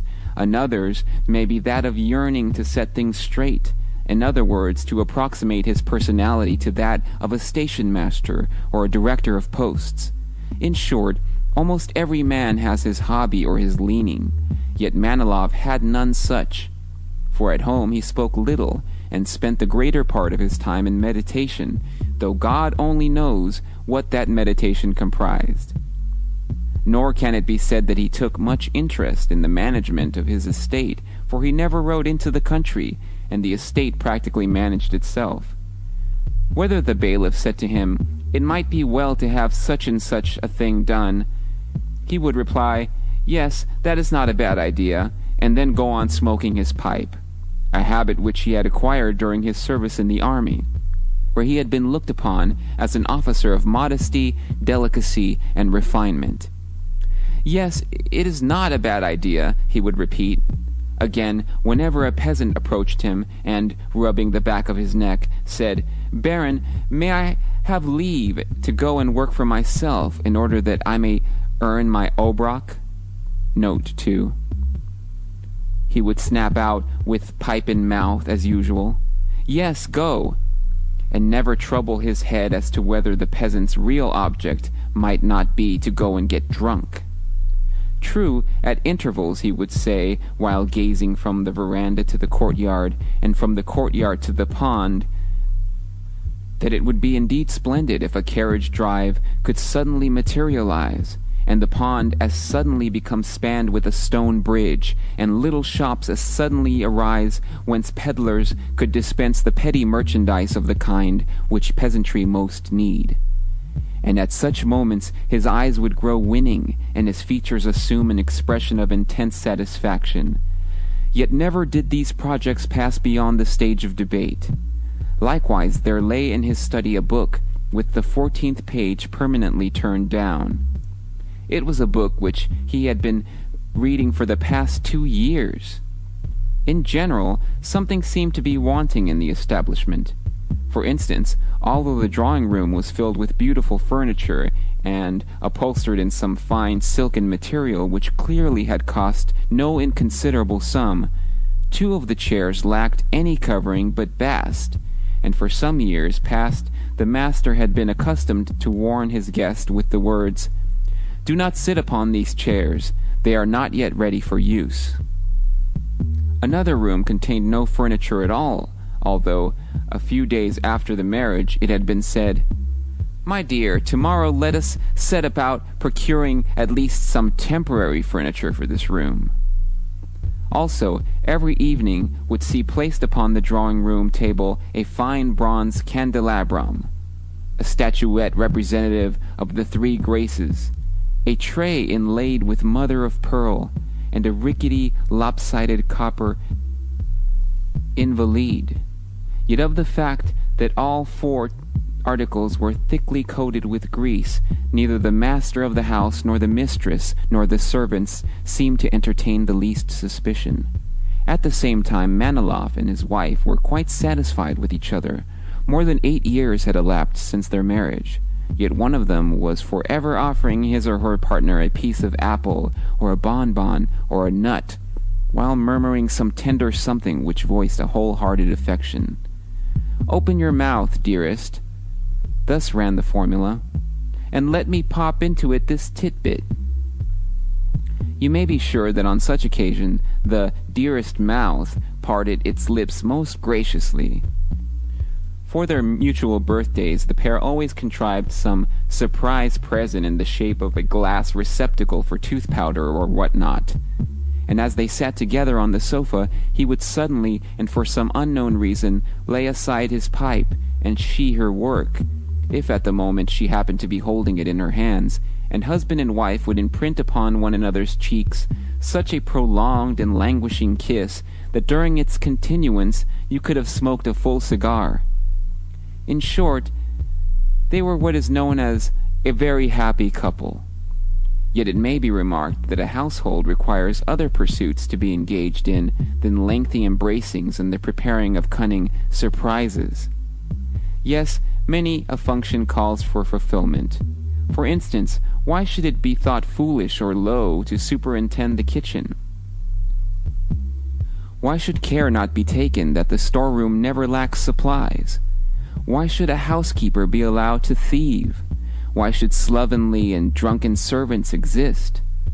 Why should a domestic staff be suffered and indulge in bouts of unconscionable debauchery during its leisure time? Yet none of these things were thought worthy of consideration by Manilov's wife, for she had been gently brought up, and gentle nurture, as we all know, is to be acquired only in boarding schools, and boarding schools, as we know, hold the 3 principal subjects which constitute the basis of human virtue to be the French language, a thing indispensable to the happiness of married life; piano playing, a thing wherewith to beguile a husband's leisure moments; and that particular department of housewifery which is comprised in the knitting of purses and other surprises. Nevertheless, changes and improvements have begun to take place, since things now are governed more by the personal inclinations and idiosyncrasies of the keepers of such establishments. For instance, in some seminaries the regimen places piano playing first and the French language second, and then the above department of housewifery, while in other seminaries the knitting of surprises heads the list, and then the French language, and then the playing of pianos. So diverse are the systems in force. Nonetheless, I may remark that Madame Manilov. Note 2. An annual tax upon peasants, payment of which secured to the payer the right of removal. End note 2. But let me confess that I always shrink from saying too much about ladies. Moreover, it is time that we return to our heroes, who, during the past few minutes, have been standing in front of the drawing-room door and engaged in urging one another to enter first. End of Part 1, Chapter 2, Section 1. Dead Souls by Nikolai Vasilyevich Gogol, translated by D.J. Hogarth. Part 1, Chapter 3, Section 1. Meanwhile, Chichikov, seated in his britchka and bowling along the turnpike, was feeling greatly pleased with himself. From the preceding chapter, the reader will have gathered the principal subject of his bent and inclinations, wherefore it is no matter for wonder that his body and his soul had ended by becoming wholly immersed therein. To all appearances, the thoughts, the calculations, and the projects which were now reflected in his face partook of a pleasant nature, since momentarily they kept leaving behind them a satisfied smile. Indeed, so engrossed was he that he never noticed that his coachman, elated with the hospitality of Manilov's domestics, was making remarks of a didactic nature to the off-horse of the troika, a skewbald. This skewbald was a knowing animal, and made only a show of pulling, whereas its comrades, the middle horse, a bay, and known as the assessor, owing to his having been acquired from a gentleman of that rank, and the near horse, a roan, would do their work gallantly, and even evince in their eyes the pleasure which they derived from their exertions. "Ah, you rascal, I'll get the better of you," ejaculated Selifan as he sat up and gave the lazy one a cut with his whip. "You know your business all right, you German pantaloon. The bay is a good fellow and does his duty, and I'll give him a bit over his feed, for he is a horse to be respected. And the assessor too is a good horse. But what are you shaking your ears for? You are a fool, so just mind when you're spoken to. 'Tis good advice I'm giving you, you blockhead. Ah, you can travel when you like." And he gave the animal another cut, and then shouted to the trio, "Gee up, my beauties!" and drew his whip gently across the backs of the skewbald's comrades, not as a punishment, but as a sign of his approval. That done, he addressed himself to the skewbald again. "Do you think," he cried, "that I don't see what you're doing? You can behave quite decently when you like, and make a man respect you." With that he fell to recalling certain reminiscences. "They were nice folk, those folk at the gentleman's yonder," he mused. "I do love a chat with a man when he is a good sort. With a man of that kind I'm always hail fellow well met, and glad to drink a glass of tea with him, or to eat a biscuit. One can't help respecting a decent fellow. For instance, this gentleman, why, everyone looks up to him, for he has been in the government service, and is a collegiate councillor." Thus soliloquizing, he passed to more remote abstractions, until, had Chichikov been listening, he would have learnt a number of interesting details concerning himself. However, his thoughts were wholly occupied with his own subject, so much so that not until a loud clap of thunder awoke him from his reverie did he glance around him. The sky was completely covered with clouds, and the dusty turnpike beginning to be sprinkled with drops of rain. At length a second and a nearer and a louder peal resounded, and the rain descended as from a bucket. Falling slantwise, it beat upon one side of the basket-work of the tilt, until the splashings began to spurt into his face, and he found himself forced to draw the curtains, fitted with circular openings, through which to obtain a glimpse of the wayside view, and to shout to Selifan to quicken his pace. Upon that the coachman, interrupted in the middle of his harangue, bethought him that no time was to be lost, wherefore, extracting from under the box seat a piece of old blanket, he covered over his sleeves, resumed the reins, and cheered on his threefold team, which, it may be said, had so completely succumbed to the influence of the pleasant lassitude induced by Selifan's discourse, that it had taken to scarcely placing one leg before the other. Unfortunately, Selifan could not clearly remember whether 2 turnings had been passed or 3. Indeed, on collecting his faculties and dimly recalling the lie of the road, he became filled with a shrewd suspicion that a very large number of turnings had been passed. But since, at moments which call for a hasty decision, a Russian is quick to discover what may conceivably be the best course to take, our coachman put away from him all ulterior reasoning, and turning to the right at the next crossroad, shouted, "Hi, my beauties!" and set off at a gallop. Never for a moment did he stop to think whither the road might lead him. It was long before the clouds had discharged their burden, and meanwhile the dust on the road became kneaded into mire, and the horse's task of pulling the britchka heavier and heavier. Also Chichikov had taken alarm at his continued failure to catch sight of Sobakovitch's country house. According to his calculations, it ought to have been reached long ago. He gazed about him on every side, but the darkness was too dense for the eye to pierce. "Selifan!" he exclaimed, leaning forward in the britchka. "What is it, Barin?" replied the coachman. "Can you see the country house anywhere?" "No, Barin."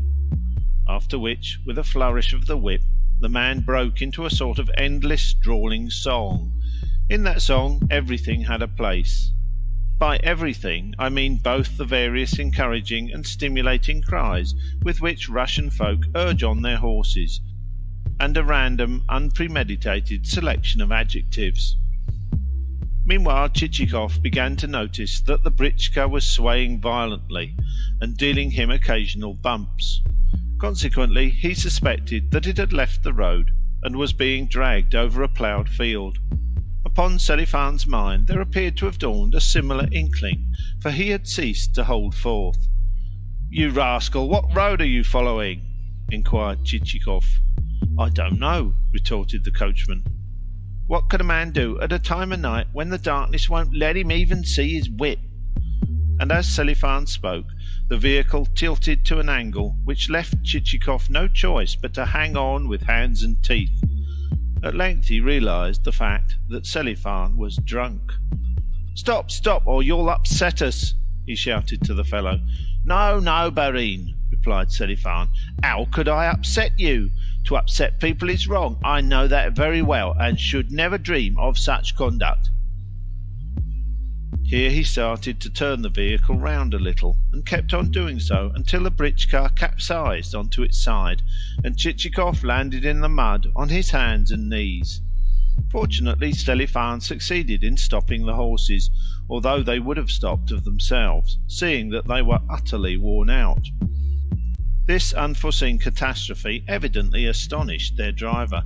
Slipping from the box, he stood resting his hands against the side of the britchka, while Chichikov tumbled and floundered about in the mud in a vain endeavour to wriggle clear of the stuff. "Ah, you!" said Selifan meditatively to the britchka, "to think of upsetting us like this!" "You're as drunk as a lord!" exclaimed Chichikov. "No, no, Barin. Drunk, indeed! Why, I know my manners too well. A word or two with a friend, that is all I've taken. Anyone may talk with a decent man when he meets him. There's nothing wrong in that. Also, we had a snack together. There's nothing wrong in a snack, especially a snack with a decent man." "What did I say to you when last you got drunk?" asked Chichikov. "Have you forgotten what I said then?" "No, no, Barin. How could I forget it? I know what is what, and I know that it is not right to get drunk. All that I've been having is a word or two with a decent man, for the reason that... Well, if I lay the whip about you, you will know then how to talk to a decent fellow, I'll warrant." "As you please, Barin," replied the complacent Selifan. "Should you whip me, you will whip me, and I shall have nothing to complain of. Why should you not whip me if I deserve it? 'Tis for you to do as you like. Whippings are necessary sometimes, for a peasant often plays the fool, and discipline ought to be maintained. If I have deserved it, beat me. Why should you not?" This reasoning seemed at the moment irrefutable, and Chichikov said nothing more. Fortunately, fate had decided to take pity on the pair, for from afar their ears caught the barking of a dog. Plucking up courage, Chichikov gave orders for the britchka to be righted and the horses to be urged forward. And since a Russian driver has at least this merit, that, owing to a keen sense of smell being able to take the place of eyesight, he can, if necessary, drive at random, and yet reach a destination of some sort, Selifan succeeded, though powerless to discern a single object, in directing his steeds to a country house near by, and that with such a certainty of instinct that it was not until the shafts had collided with a garden wall, and thereby made it clear that to proceed another pace was impossible, that he stopped. All that Chichikov could discern through the thick veil of pouring rain was something which resembled a verandah. So he dispatched Selifan to search for the entrance gates, and that process would have lasted indefinitely had it not been shortened by the circumstance that, in Russia, the place of a Swiss footman is frequently taken by watch-dogs, of which animals a number now proclaimed the traveller's presence so loudly that Chichikov found himself forced to stop his ears.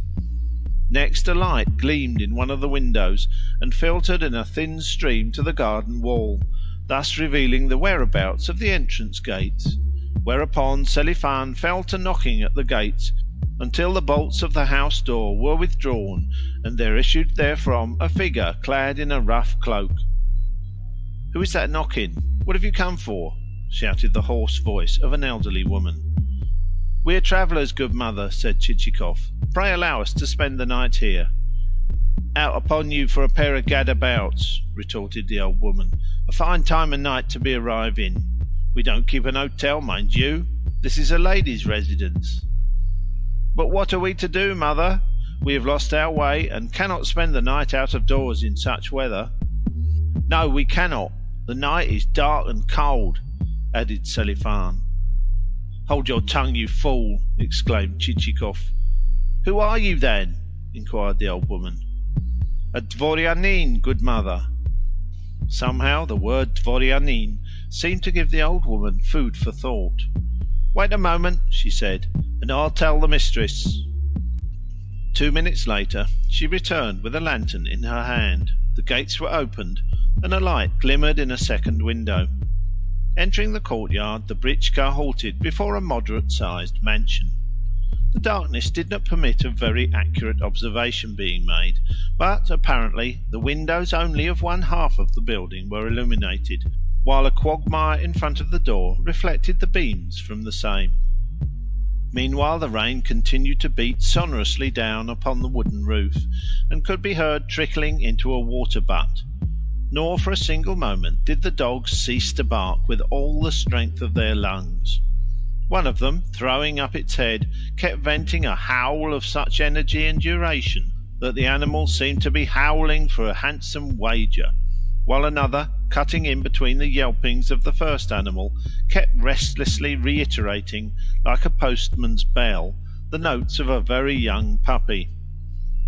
Finally, an old hound, which appeared to be gifted with a peculiarly robust temperament, kept supplying the part of contrabasso, so that his growls resembled the rumbling of a bass singer when a chorus is in full cry, and the tenors are rising on tiptoe in their efforts to compass a particularly high note, and the whole body of choristers are wagging their heads before approaching a climax, and this contrabasso alone is tucking his bearded chin into his collar and sinking almost to a squatting posture on the floor, in order to produce a note which shall cause the windows to shiver and their panes to crack.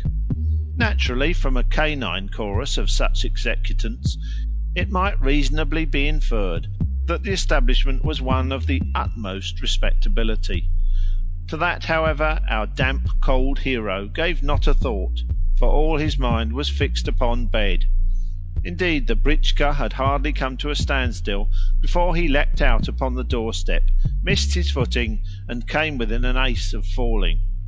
To meet him there issued a female, younger than the first, but very closely resembling her, and on his being conducted to the parlour, A couple of glances showed him that the room was hung with old striped curtains and ornamented with pictures of birds and small antique mirrors, the latter set in dark frames which were carved to resemble scrolls of foliage.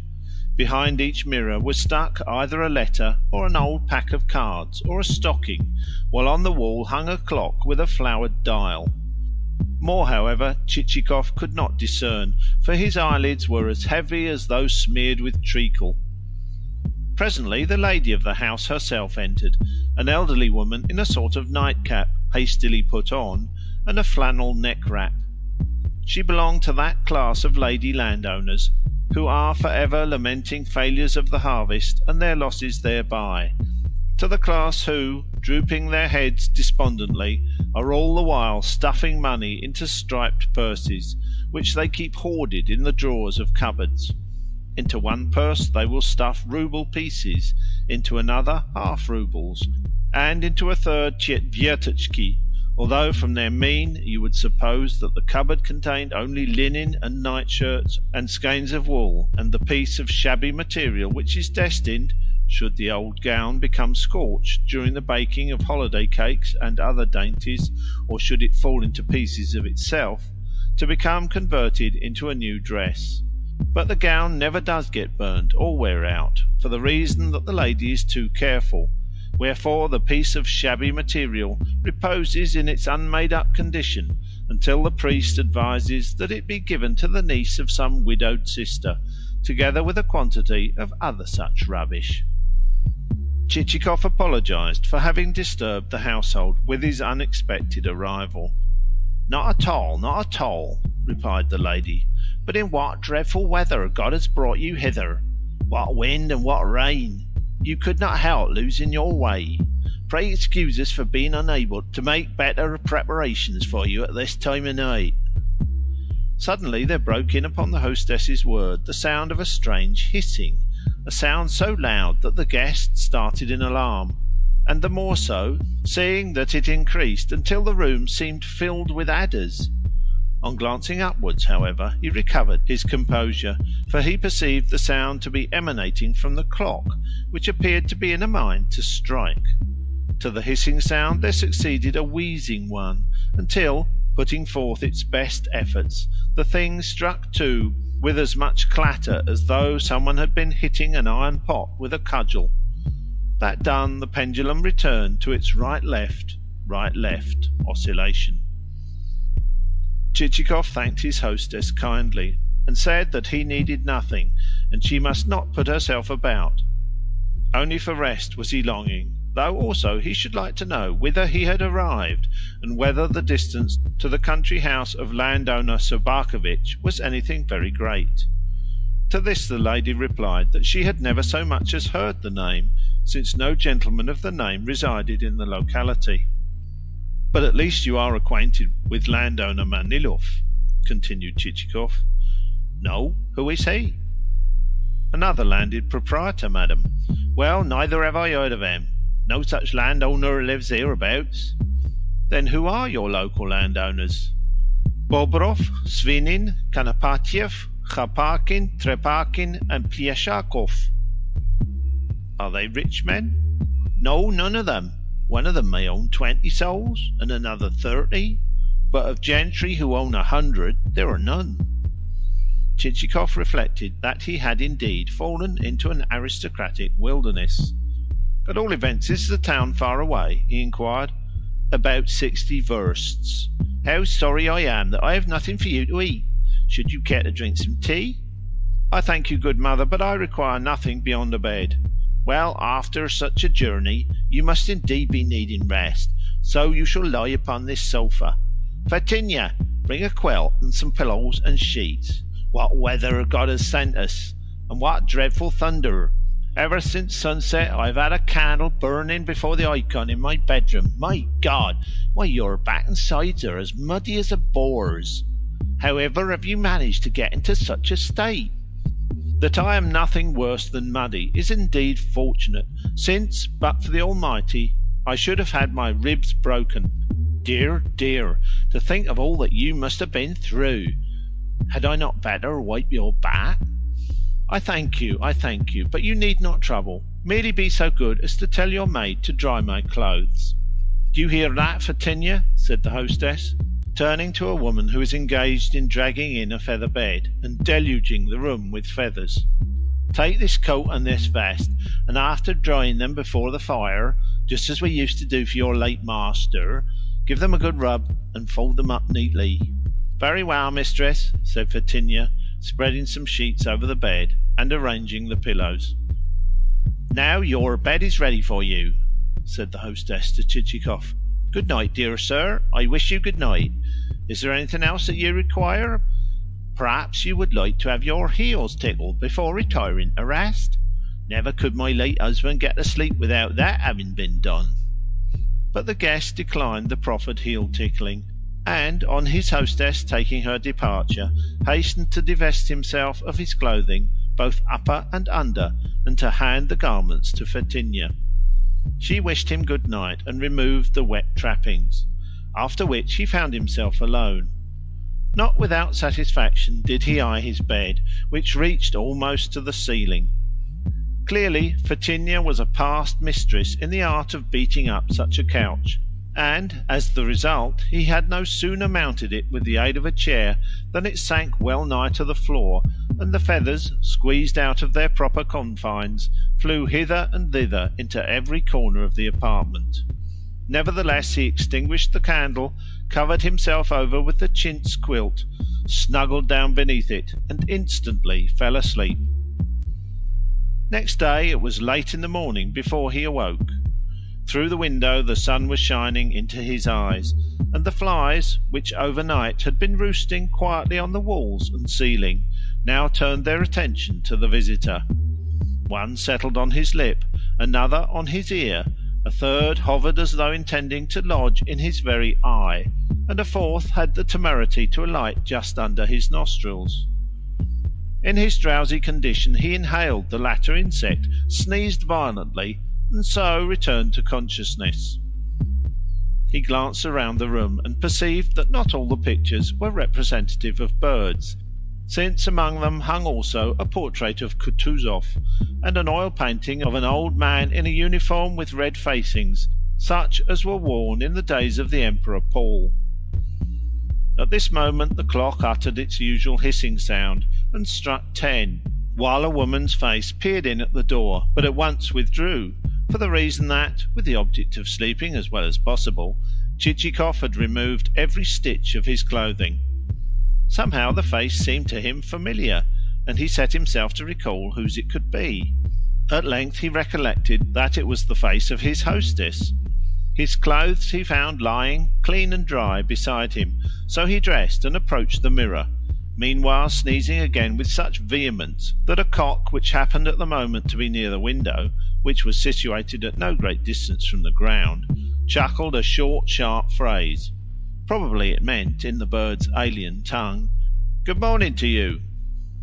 Chichikov retorted by calling the bird a fool, and then himself approached the window to look at the view. It appeared to comprise a poulterer's premises. At all events, the narrow yard in front of the window was full of poultry and other domestic creatures, of game fowls and barn-door fowls, with among them a cock which strutted with measured gait, and kept shaking its comb and tilting its head as though it were trying to listen to something. Also a sow and her family were helping to grace the scene. First she rooted among a heap of litter, then, in passing, she ate up a young pullet. Lastly, she proceeded carelessly to munch some pieces of melon rind.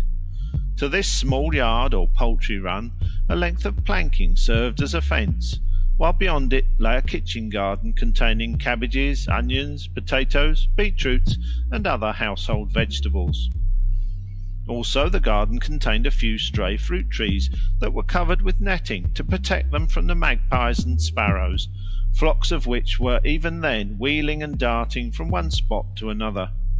For the same reason a number of scarecrows with outstretched arms stood reared on long poles, with, surmounting one of the figures, a cast-off cap of the hostess's. Beyond the garden again there stood a number of peasants' huts. Though scattered, instead of being arranged in regular rows, These appeared to Chichikov's eye to comprise well-to-do inhabitants, since all the rotten planks in their roofing had been replaced with new ones, and none of their doors were askew, and such of their tilt sheds as faced him evinced evidence of a presence of a spare waggon, in some cases almost a new one. "This lady owns by no means a poor village," said Chichikov to himself, wherefore he decided then and there to have a talk with his hostess and to cultivate her closer acquaintance. Accordingly, he peeped through the chink of the door, whence her head had recently protruded, and seeing her seated at a tea-table, entered and greeted her with a cheerful, kindly smile. "Good morning, dear sir," she responded as she rose. "How have you slept?" She was dressed in better style than she had been on the previous evening. That is to say, she was now wearing a gown of some dark colour, and lacked her nightcap, and had swathed her neck in something stiff. "I have slept exceedingly well," replied Chichikov, seating himself upon a chair. "And how are you, good madam?" "But poorly, my dear sir." "And why so?" "Because I cannot sleep. A pain has taken me in my middle, and my legs, from the ankles upwards, are aching as though they were broken." That will pass, good mother. You must pay no attention to it." "God grant that it may pass. However, I've been rubbing myself with lard and turpentine." "What sort of tea will you take? In this jar I have some of the scented kind." "Excellent, good mother. Then I will take that." Probably the reader will have noticed that for all his expressions of solicitude, Chichikov's tone towards his hostess partook of a freer, a more unceremonious nature than that which he had adopted towards Madame Manilov. And here I should like to assert that howsoever much, in certain respects, we Russians may be surpassed by foreigners, at least we surpass them in adroitness of manner. In fact, the various shades and subtleties of our social intercourse defy enumeration. A Frenchman or a German would be incapable of envisaging and understanding all its peculiarities and differences, for his tone in speaking to a millionaire differs but little from that which he employs towards a small tobacconist, and that in spite of the circumstance that he is accustomed to cringe before the former. With us, however, things are different. In Russian society there exist clever folk who can speak in one manner to a landowner possessed of 200 peasant souls, and in another to a landowner possessed of 300, and in another to a landowner possessed of 500. In short, up to the number of 1,000,000 souls, the Russian will have ready for each landowner a suitable mode of address. For example, suppose that somewhere there exists a government office, and that in that office there exists a director. I would beg of you to contemplate him as he sits among his myrmidons. Sheer nervousness will prevent you from uttering a word in his presence, so great are the pride and superiority depicted on his countenance. Also, were you to sketch him, you would be sketching a veritable Prometheus, for his glance is as that of an eagle, and he walks with measured, stately stride. Yet no sooner will the eagle have left the room to seek the study of his superior officer than he will go scurrying along, papers held close to his nose, like any partridge. But in society, and at the evening party, should the rest of those present be of lesser rank than himself, the Prometheus will once more become Prometheus, and the man who stands a step below him will treat him in a way never dreamt of by Ovid, seeing that each fly is of lesser account than its superior fly, and becomes in the presence of the latter even as a grain of sand. Surely that is not Ivan Petrovitch, you will say of such and such a man as you regard him. Ivan Petrovitch is tall, whereas this man is small and spare. Ivan Petrovitch has a loud deep voice and never smiles, whereas this man, whoever he may be, is twittering like a sparrow and smiling all the time. Yet approach and take a good look at the fellow, and you will see that it is Ivan Petrovitch. Alack, alack, will be the only remark you can make. End of Part 1, Chapter 3, Section 1.